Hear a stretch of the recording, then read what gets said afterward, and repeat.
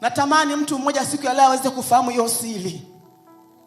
Ukifahamu hiyo siri, wakati wa majaribu ndio Mungu huwa anajitukuza, hautaweza kurudi nyuma. Unaweza kaona mtu mmoja wiki nzima hajaja kanisani, wiki mbili, mwezi hayupo kanisani.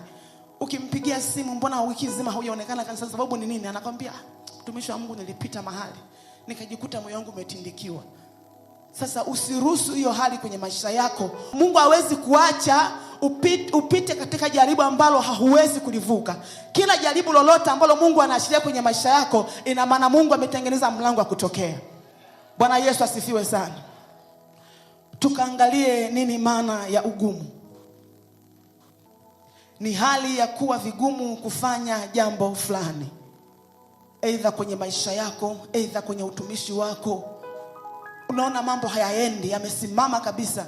Kila ukipambana hapa unashindwa, kila ukipigana hapa unashindwa. Kwa hiyo ni hali ya ugumu ambayo ipo inatembea kwenye maisha yako. Lakini jambo lingine la pili ni hali ya shida au matatizo fulani. Ni hali ya shida au matatizo fulani. Hiyo ndio maana ya ugumu. Ni hali ya shida au matatizo fulani. Lakini jambo la tatu ni hali ya kuwa si rahisi. Ni hali ya kuwa si rahisi. Yaani kuna jambo unapita ambalo unasema kwamba katika hili sio rahisi kulivuka. Kuwa na matatizo au kuwa na changamoto ni hali ya kuwa si rahisi. Unaweza kuweka koma, kuwa na matatizo au kuwa na changamoto. Ni hali ya kuwa si rahisi, kuwa na matatizo au kuwa na changamoto katika maisha au katika nafasi yoyote ile ambayo uko nayo. Hiyo ndo tafsiri ya maana ya ugumu. Mahali ambapo unaona umefika mwisho, uone mlango wa kutokea. Mahali ambapo unaona umefika mwisho, kila ukipambana katika namna moja au nyingine unaona unashindwa. Hiyo ni hali ya ugumu ambayo unatembea nao au unaishi nayo. Kwa hiyo inakupasa uweze kushinda kwa kumuita Yesu kwenye maisha yako. Bwana Yesu asifiwe. Pia tukaangalie nini maana ya kustawi. Maana kuna mambo mawili hapa. Jambo la kwanza kustawi, lakini jambo la pili ni ugumu. Kwa hiyo tukaangalie nini maana ya kustawi. Ni nini maana ya kustawi? Jambo la kwanza ni hali ya kitu au mtu kuendelea vizuri kimaisha au kiafya. Ni hali ya vitu au mtu kuendelea vizuri kimaisha au kiafya. Kama una Biblia yako, naomba ufungue Yeremia 17 mstari wa 7 mpaka ule mstari wa 8. Neno linasema, ndio, amebarikiwa mtu yule anayemtegemea Bwana, ambaye Bwana ni tumaini lake. Mstari wa 8, maana atakuwa kama mti uliopandwa kando ya maji, uenezao mizizi yake karibu na mto. Hautaona hofu wakati wa hari ujapo, bali jani lake litakuwa bichi. Wala hautahangaika mwaka wa uchache wa mvua, wala hautaacha kuzaa matunda. Amen. Bwana Yesu asifiwe. Anakwambia amebarikiwa mtu yule anayemtegemea Bwana. Katika maisha ya mazingira magumu lazima ujifunze kumtegemea Bwana. Ndipo utaweza kuona ustawi kwenye maisha yako. Ndipo utaweza kuona ustawi katika mazingira magumu ambayo unakumbana nayo. Kwa hiyo hii Yeremia 17 na ule mstari wa 7 mpaka 8, ujumbe unamaanisha kwamba wao wanaomtafuta Mungu wanastawi wakati wa matatizo. Wale wanaomtafuta Mungu watastawi hata wakati wa matatizo.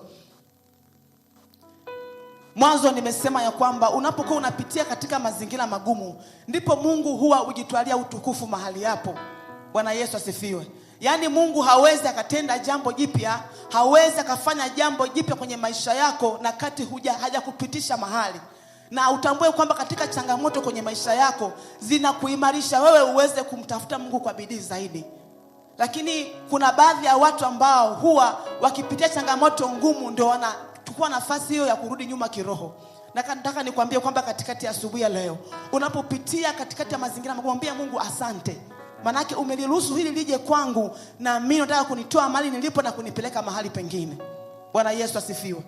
Kwa hiyo unapopita katika mazingira magumu, ndipo Mungu huwa ujitwalia utukufu katika hayo. Bwana Yesu asifiwe. Inategemea wewe fahamu zako umeziandaaje, au inategemea katika jaribu hilo akili zako umeziwekaje. Kuna mtu mwingine akipita katika changamoto ngumu anaona Mungu yeye sio msaada wake, wala Mungu sio kimbilio kwake. Nataka nikwambie, Mungu anaporuhusu jambo gumu kwako lije, ana maana ya kwamba hicho kiwango sio cha kwako. Anataka akupeleke kiwango kingine tena. Bwana Yesu asifiwe. Na kutaka kuona katika maisha ya kawaida, dhahabu, tunapoita dhahabu kama dhahabu, ukiona inang'aa na inauzwa kwa bei ya ghali sana. Bwana asifiwe. Lakini ukiangalia process zake ambayo inapita kwenye moto, inakwenda inayeyushwa mpaka ionekane kama dhahabu, imepita mazingira magumu mno. Bwana Yesu asifiwe.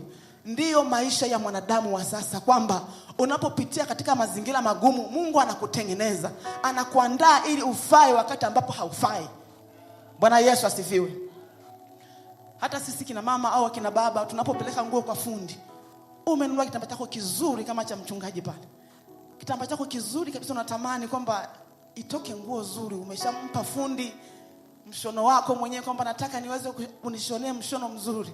Lakini unapopeleka kwa fundi anakikatakata, anakichana ambako unasema sasa kwa akili ya kawaida, mbona sasa hii nguo yangu, mbona kitambaa changu, mbona kama kinachanachanwa, mbona kama kinakatakatwa, sasa itakuwaje? Lakini anapokikatakata, anapokuwa anakichanachana, anakitengeneza ili iwe nguo inayofaa ile ambayo unaitaka wewe. Bwana Yesu asifiwe. Ndio maisha ya mwanadamu ambaye amemkubali Yesu, anatembea katika njia za Ukristo. Unapopita katika mazingira magumu, usimwache Mungu. Utakapomwacha Mungu, ndugu yangu, unaendelea kurudi nyuma.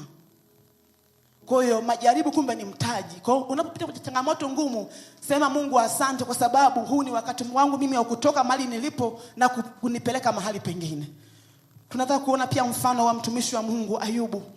Ayubu, Biblia inasema kwamba alikuwa ni mtu ambaye Mungu mwenyewe alijivunia kwamba ni mwenye haki, hana mawaa, anampendeza Mungu kwa kila kitu. Lakini pamoja na hayo alipitia changamoto ngumu. Bwana asifiwe. Ilifika hali watoto wote wakafa, mifugo yote ikafa, akawa masikini ambaye hana chochote kwenye maisha yake. Si kwamba alifanya dhambi, hapana. Mungu anasema kwamba alikuwa anajivunia Ayubu kwamba ni mkamilifu na mwenye haki. Kwa hiyo na sisi ambao tumeokoka ni wakamilifu na wenye haki. Bwana asifiwe. Kwa hiyo haimaanishi kwamba unapokuwa wewe ni mkamilifu na mwenye haki hauwezi kupitia changamoto. Hicho kitu hakipo. Na bado tunasema kwamba kuna majaribu ya mtu ambaye ameokoka na kwenye majaribu ambayo ya mtu ambaye hajaokoka, ushindi wake unakuwa vitu tofauti. Bwana Yesu asifiwe.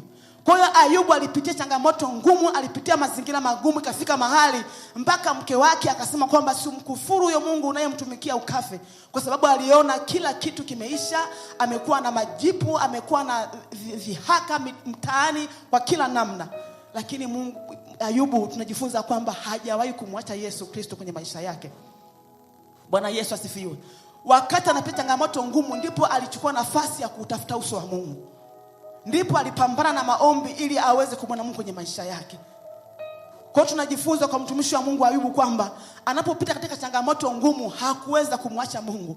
Aliendelea kulia na Mungu, alikuwa anafunga na kuomba, akavaa magunia, akamwambia wewe Mungu, wewe ndio uliyeniumba. Na uliniita duniani nikiwa uchi na nitatoka duniani nikiwa uchi. Bwana asifiwe. Mimi ni mavumbi na pia nitabaki kuwa mavumbi. Kwa hiyo sasa Ayubu tunajifunza ya kwamba alikuwa ni mtu ambaye alikuwa anautafuta uso wa Mungu katikati ya mazingira magumu.